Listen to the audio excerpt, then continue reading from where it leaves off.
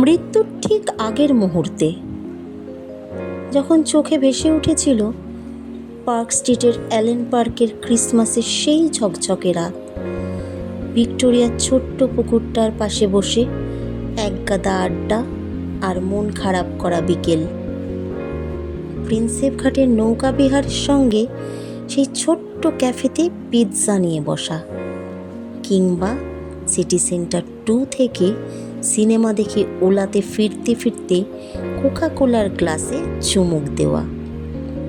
যখন মনে হচ্ছিল তোমার সঙ্গে কাটিয়েছি সব থেকে সেরা মুহূর্তগুলো, কিন্তু তুমি আমার না।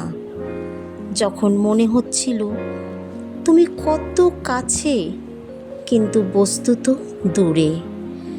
যখন বারবার নিজেকে তোমার কাছে উজাড় করে দেওয়ার পরও ভাগ্য এসে বলে গেল কানে কানে, ও তো অন্য কারোর।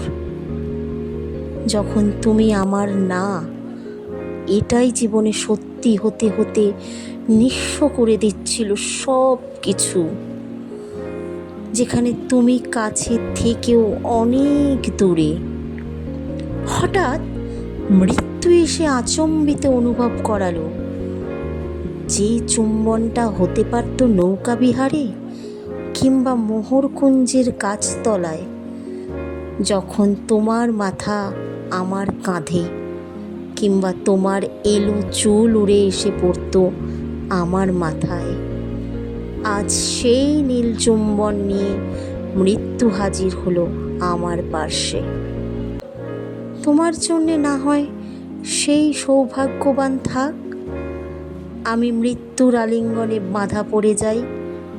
অন্তত একবার কেউ তো ভালোবাসলো, আমার জন্যে আমার কাছে এলো, আমায় চাইলো।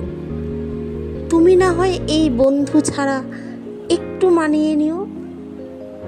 আমি আসি।